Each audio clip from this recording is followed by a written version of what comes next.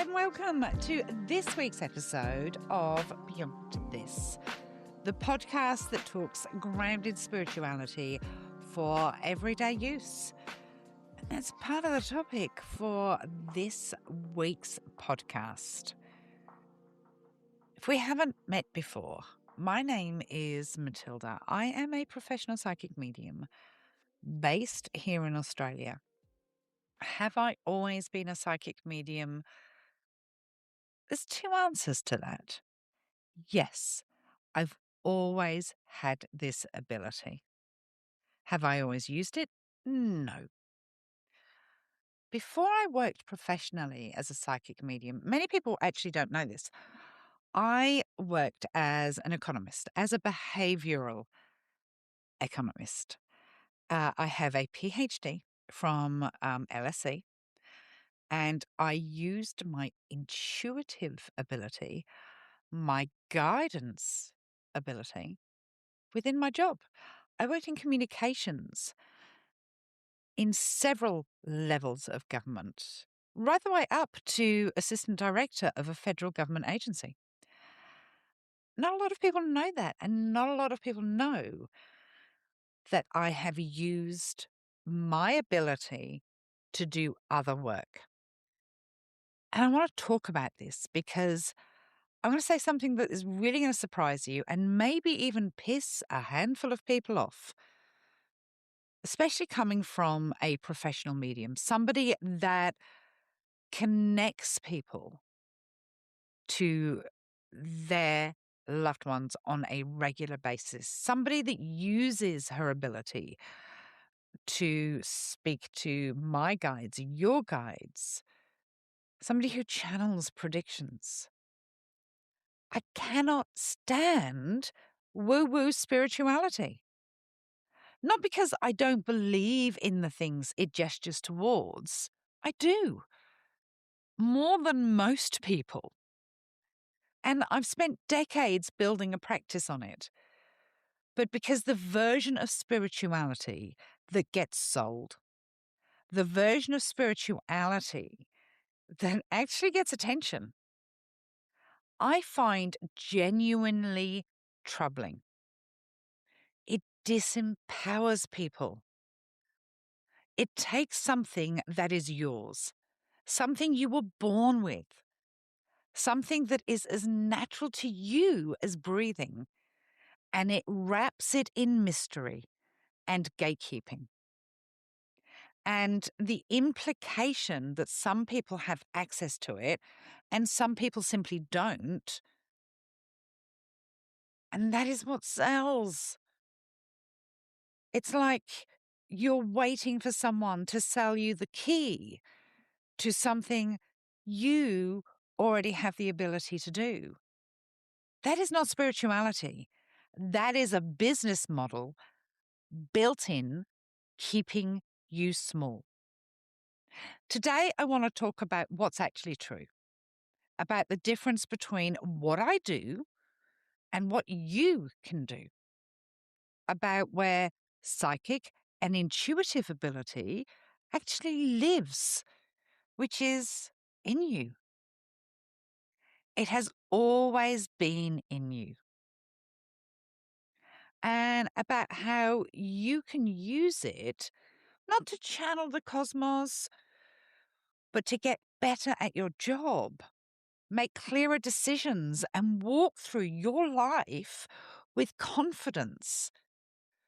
That isn't arrogance. It's remembering what you were born with. Because you were born knowing. And at some point, the world, the demands on you, the living of life, the religious practices talked you out of believing that you were born with it. So let's talk about how you can get that back.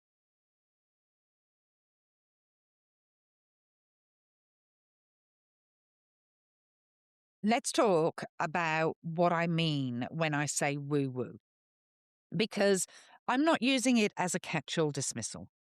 Woo-woo as I'm using it, is the version of spiritual content that requires you to believe it cannot be explained, cannot be verified, and cannot be accessed without a guide, a crystal, a specific moon phase, or a significant financial investment in someone else's course. It is spirituality as mystification. And mystification, by definition, keeps you in the dark. Now, as I said, I used to work in behavioral economics.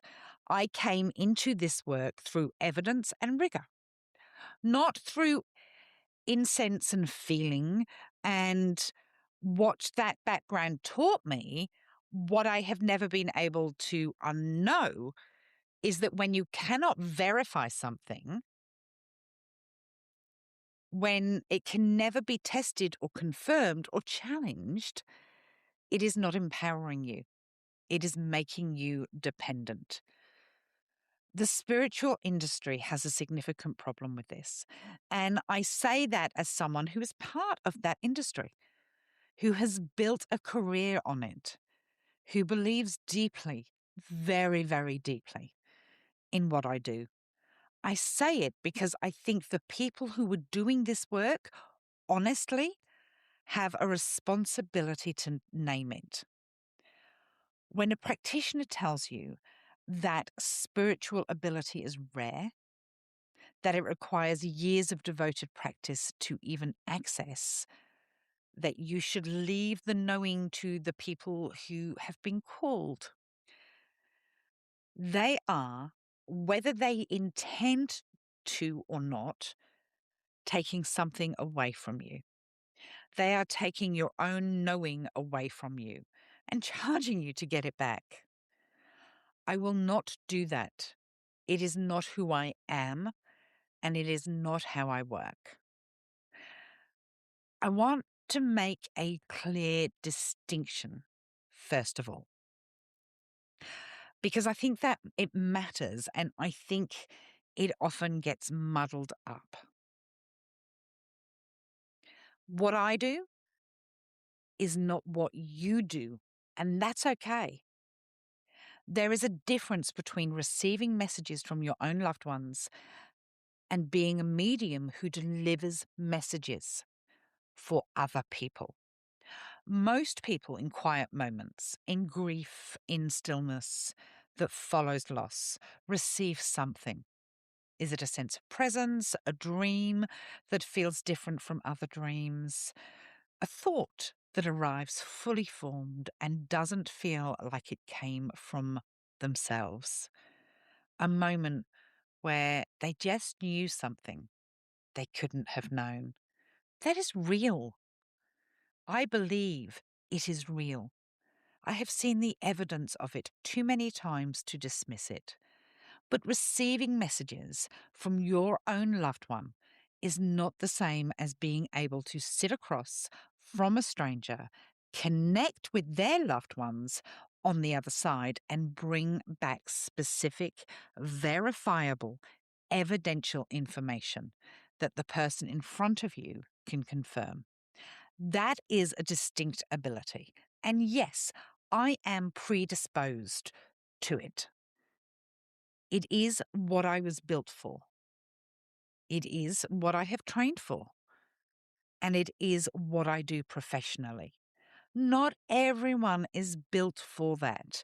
And I think it is important to say so clearly and without apology, because the alternative is a spiritual landscape where everyone is encouraged to hang out a shingle and call themselves a medium. And the people that need real evidential work end up sitting with someone who is guessing.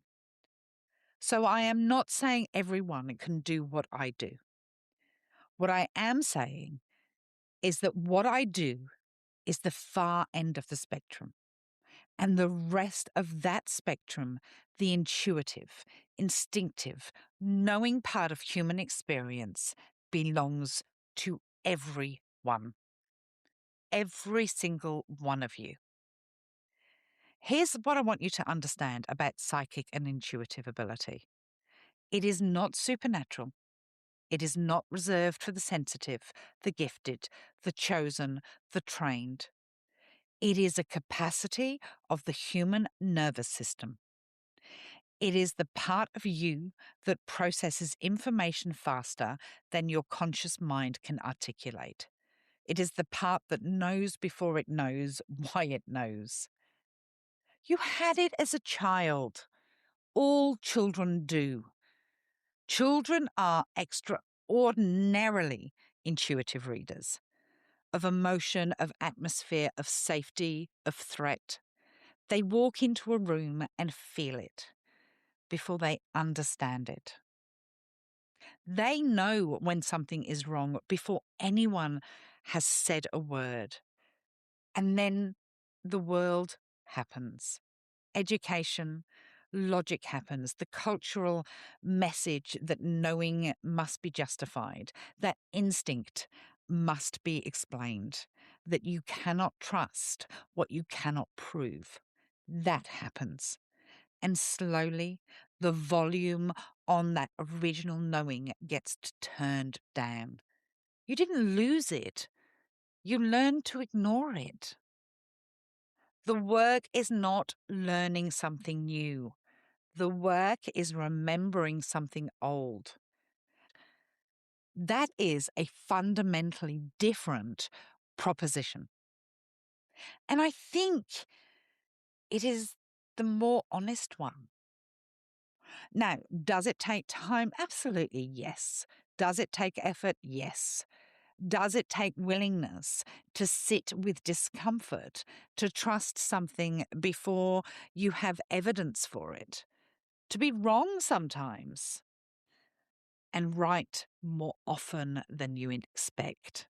Yes, yes, all of that. But it is available to you. It always has been. The door was never locked. You just stopped reaching for the handle. And before I talk about where intuition shows up in practical life, I want to give you the single most useful piece of guidance I have on how to actually use it. 90 seconds. The first 90 seconds is your gut or your guides. Everything after that is overthinking. Write that down, put it on your wall, because it is the difference between accessing your intuition and drowning it. When you walk into a room and something feels off, that first flash of awareness, before you've had time to analyze it or explain it or talk yourself out of it, that is information that is real. That is your nervous system and your instinct, and possibly something larger than both communicating with you clearly. The moment you start asking, but why do I feel that? What if I'm wrong? What if I'm just projecting? What if it's anxiety? You have left the territory of knowing and entered the territory of thinking. And thinking, for all its virtue, is not the same thing. I'm not telling you to make major life decisions in 90 seconds without reflection. That is not what this means. What it means is notice the first signal. Don't dismiss it. Before you've even registered it, give it its moment. And then if you need to think, think. But don't let the thinking erase what came first. Not everything is a message. Not every feeling is guidance. Part of developing your intuition is learning discernment and the ability to tell the difference between what is arriving and what is manufactured by anxiety, wishful thinking, or fear. But you cannot develop that discernment if you never give the first signal a chance to land. 90 seconds. 90 seconds. That's yours. Now, let's talk about where this actually shows up, because I think one of the reasons people dismiss intuitive ability is that it gets talked about in abstract, mystical terms that have nothing to do with the life they're actually living. So let's get specific.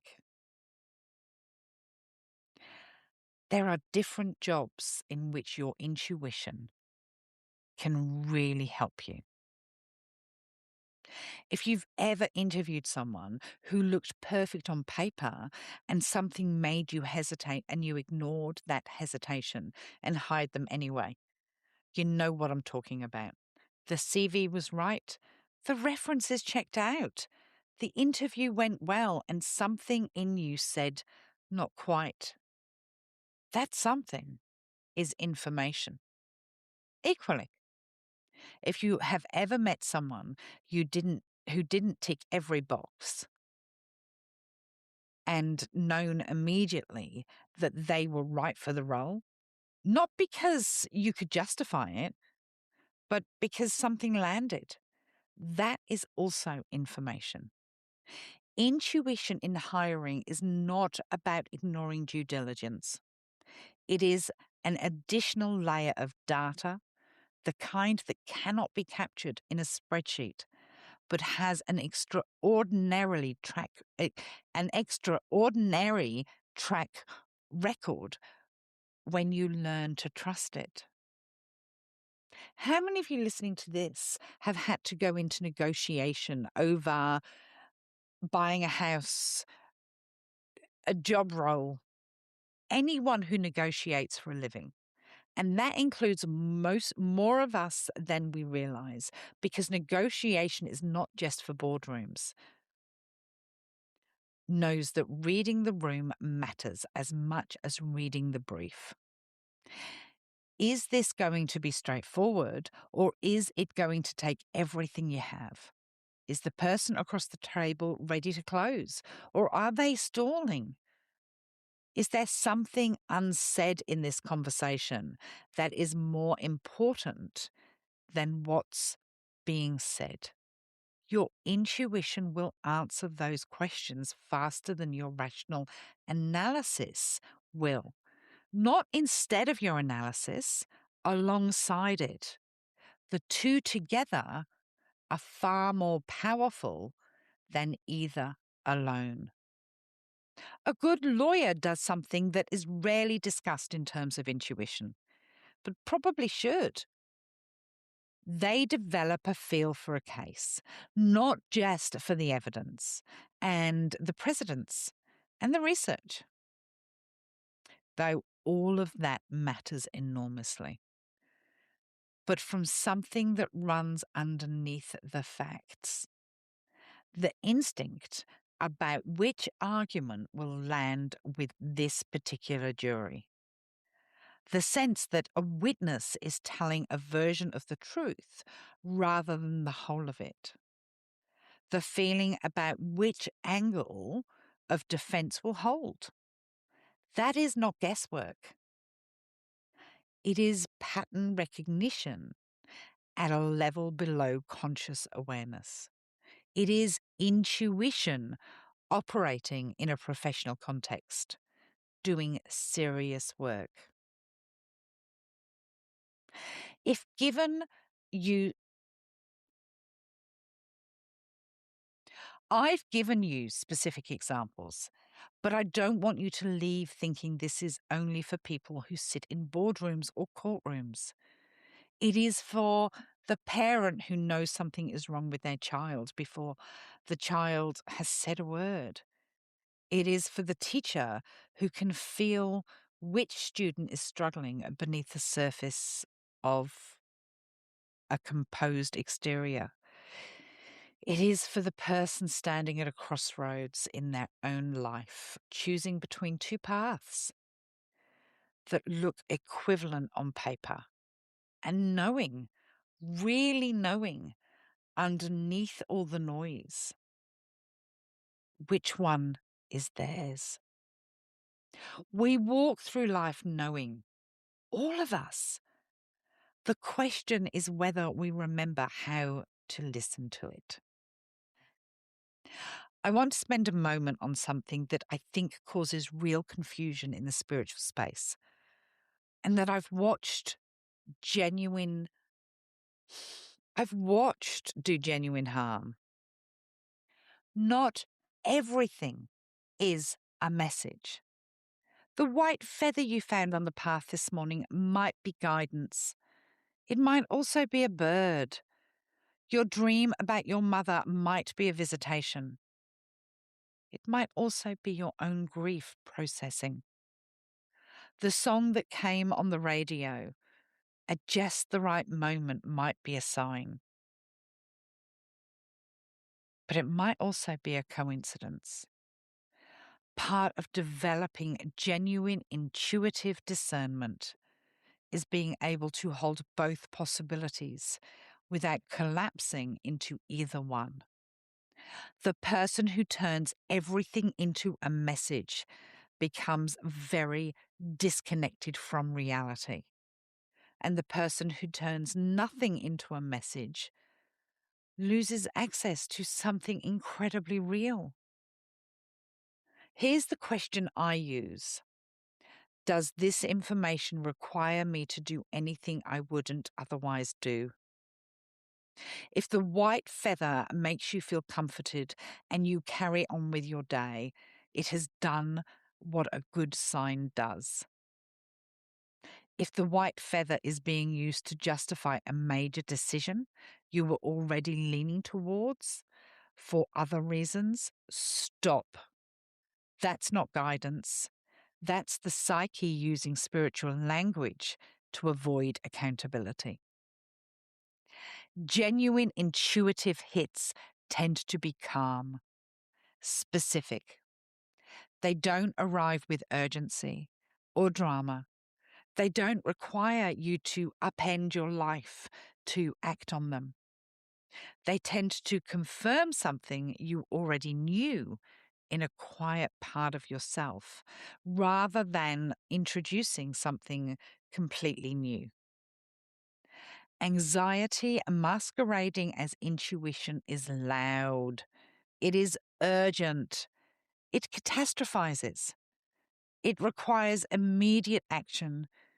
It is very convincing. It is very convincing. And it is not the same thing. Learning to tell the difference is the work, and it is worth doing. Before I move on to the next part of this, I'm going to do my Patreon shout-outs and tell you a little bit about what is going on this month in Patreon. We've had a number of new sign-ups, but I do want to tell you that there is a current special offer that gives you 30% off your yearly membership with Patreon. And for every single person that is looking to expand their intuitive knowledge, to work on their guidance, and to understand themselves and their ability to receive messages better, join up to my connected tier. Every single month, there are workshops, there are workbooks, there is an open circle. It is where you are going to learn the most. You have no idea how much self-development work goes into really learning about your guidance. Self-development work means that you can understand your guidance and your intuitive hits so much better. But I want to say thank you to Laurie and Beth, Annie, Joan, Katie, and Alfie for joining up with Patreon this week. Remember, all Patreon members are sponsors of this podcast, Beyond This, so you don't have to listen to ads apart from this little bit of Patreon. But if I go over to my July events, Our coffee morning was delayed until this weekend coming up. The reason it was delayed is because I had it on the 4th of July. I didn't think about that, did I, when I booked it in? Our connected open circle is on the 20th of July at 11 a.m. That's the 19th in the US. Magnificent Manifestors live Q&A where you get to ask me all your questions. That's on the 25th. Now, the Are You Listening workshop at 10 a.m. on the 26th of July, which is the evening of the 25th in the United States of America. That is the workshop that if you want to learn how to use intuition and guidance in your everyday life, if you want to learn the or remember, it's not about learning, it's actually remembering because you've already done it in your childhood. That one is the one to join. If you are a member of the Connected tier, it is free. Join up the Connected tier. Otherwise, there are various other discounts available to Patreon members. What else have we got going on? Podcast Q&A. There's some other stuff going on in Patreon. I'm on live quite often, so that's fun. But look, the link to join is in my bio. Patreon is where it's at. It's where the community is. It's where we're building one of the most successful spiritual communities globally. If you want to be a part of it, join up. As I said, I want to close this section with something that I believe deeply. Every time I empower one person, they go on to empower someone else. We do not live in silos. When you remember your knowing, when you stop outsourcing your instinct to someone else's crystal ball, when you trust the first 90 seconds, when you walk into a room and honor what you feel there, you change. And people around you feel that change. Not because you told them about it, because you carry it differently. Empowered people raise empowered children. They build empowered teams. They choose empowered relationships. They walk away from the things that require them to be small and toward the things that let them be whole. This is why the woo-woo model makes me angry. Not because I'm territorial about the spiritual space, because I watch it keep people dependent. I watch it create followers instead of leaders. And I watch people hand over their power with both hands and call it faith. That is not what any of this is for. Your intuition is yours. Your knowing is yours. Your connection to something larger than yourself, whatever you call it, however you understand it, that is yours. Nobody gave it to you. Nobody can take it away. You can only remember it or forget it. And I am here to help you remember. I am going to talk about predictions a little bit later. And in a moment, I'm going to guide you through a meditation specifically designed to help you locate your intuition and your intuitive knowing, to feel where it lives in your body, to begin the process of turning the volume back up. You don't need any prior experience with meditation for this. You don't need to have any particular belief about spirituality. You just need somewhere comfortable to sit and a willingness to be present.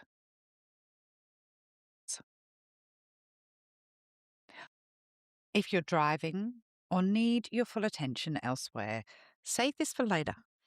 Come back to it when you can be still. For everyone else, settle in.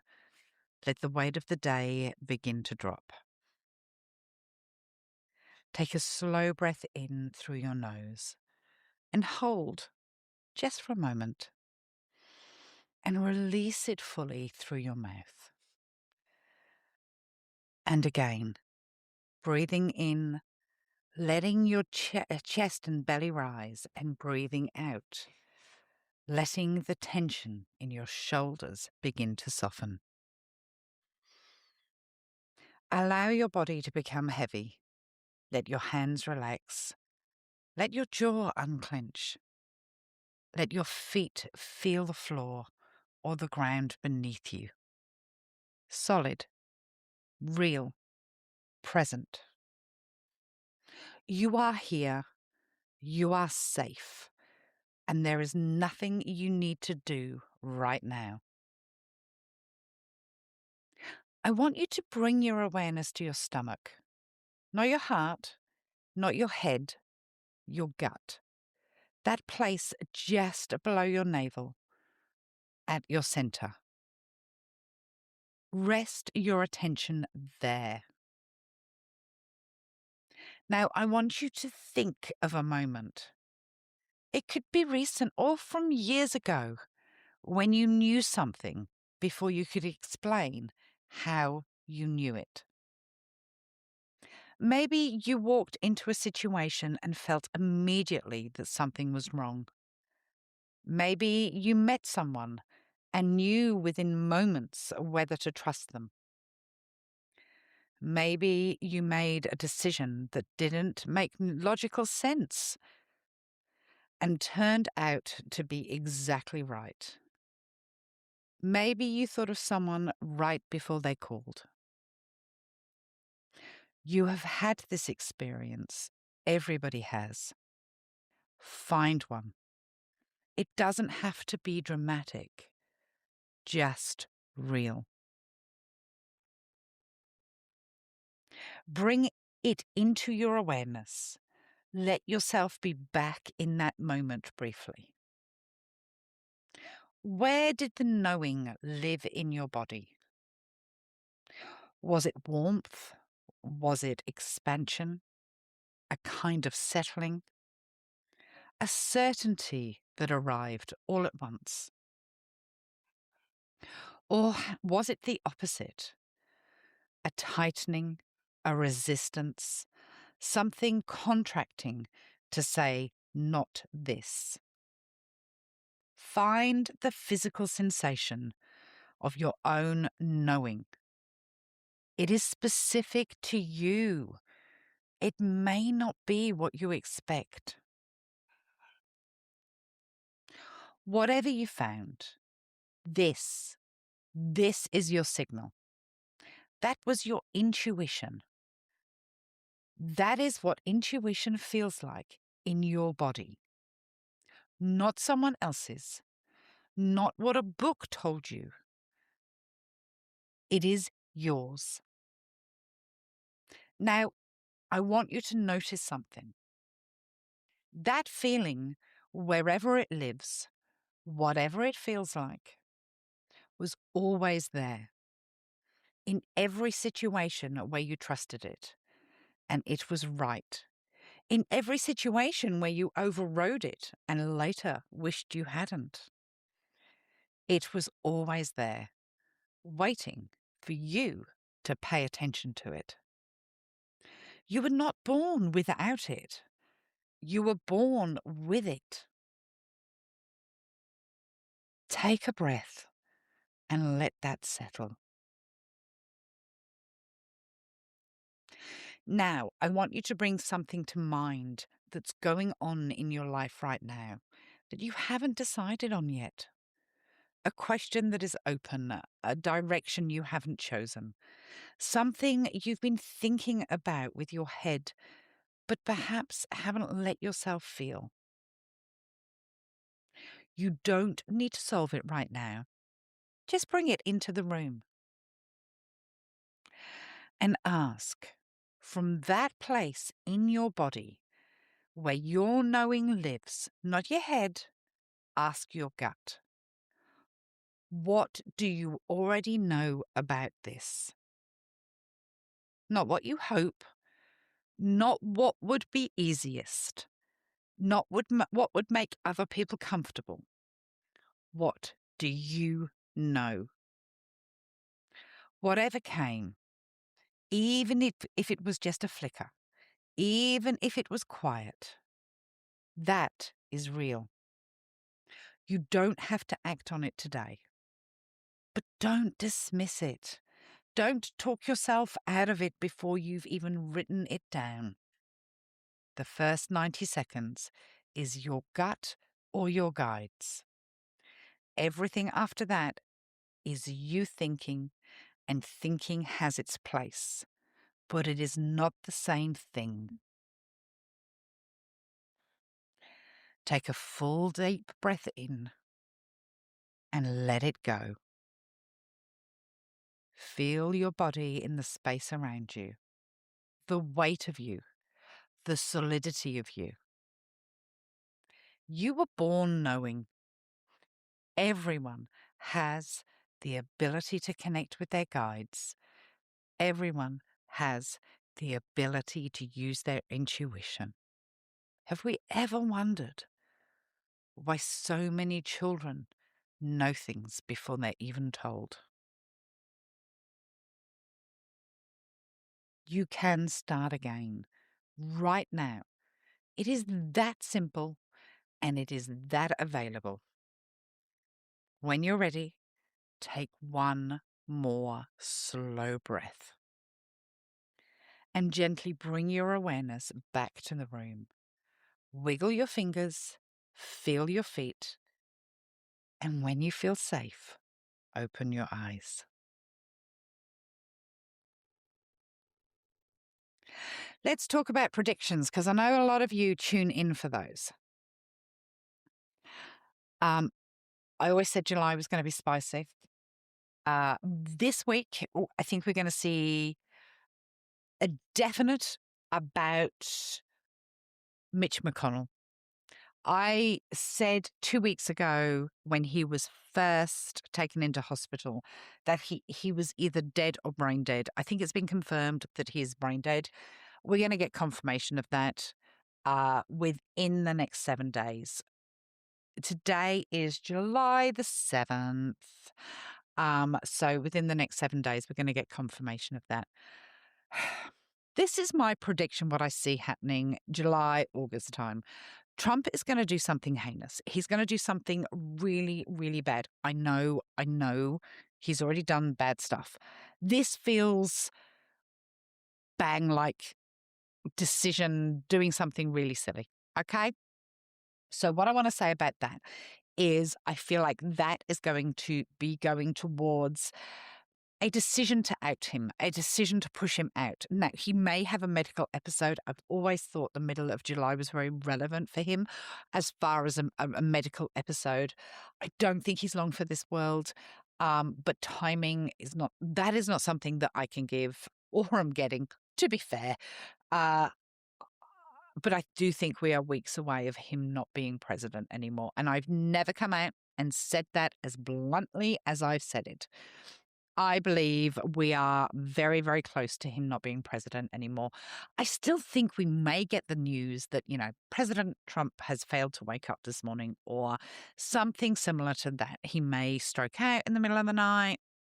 We will have to watch and see. Delays in the new Prime Minister of the United Kingdom. I think there's going to be questions about him.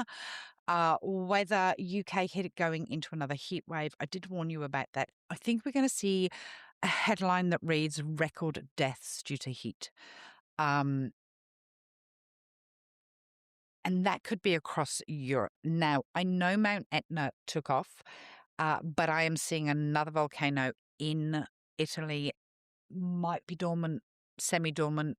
I don't think it's like an Etna situation that goes up every couple of years. When I sit in Australia, there is going to be a vote of no confidence or a shock dismissal of a politician. Like someone quite big named. Shock death of a comedian here in Australia. Someone relatively well known, TV personality. I am feeling a comedian, but I'm going to say shock death of a TV personality, someone well known. Not like they come out and say that they've got an illness. I feel like it's something that catches your breath. That's what I want to say. World Cup. Well, England beat Mexico. I was wrong. I was wrong. If you caught me on live, so many people go, "What do you see on the World Cup? Who's going to win this? Who's going to win that?" And somebody asked me about the England Mexico game, and I said, "Listen, I'm feeling Mexico, and if I'm saying it, then go and put your money on England because I'm useless at sporting predictions." And England won. No, yeah, England won. So we could see them doing really, really well in towards the semi-finals. Finals. I still think a South or North American. I think it's going to be South American team's going to take it out. Sorry, that's my feeling. As you know, I'm rubbish at sport, so if the final is a South American and England team, put your money on England because I'm not very good at sporting predictions, and you usually have to go the opposite way. I think there's going to be this weekend may see problems with Wimbledon, where a match gets cancelled or somebody gets sick on the court. And I also want to say that we could also see cancellations with soccer matches in the World Cup. That's about it from me with predictions at the moment. I am going to, over the next couple of weeks, make an updated year ahead. If you are a member of my paid Patreon, you have access to my year ahead. And you can go and have a look at that and mark me out of 10 so far and see what you think. Here's what I want to say. I want you to take away from today. Woo-woo spirituality will keep you looking outward for something that lives inside of you. It will sell you mystery when what you actually need is remembering. And I am not interested in that for you. You are not without access. You are not without ability. You are not someone who needs to wait to be chosen or trained or initiated before you are allowed to trust what you know. The first 90 seconds is yours. Your gut is yours, and your knowing is yours. Does it take practice to develop it? Yes, it does. Does it take time to learn the difference between genuine intuition and anxiety dressed up as guidance? Yes. Is it worth it? Completely and utterly. In every area of your life. If today's episode has sparked something in you, if you're sitting there thinking, yes, I want to actually develop this, I want to do the work. Now, I am not talking about psychic training. I am not talking about you going out and making a living as a psychic. I am talking about you using this in your everyday life. Then, if that is of interest to you, I have a workshop that I have built for this reason exactly. It is called Are You Listening?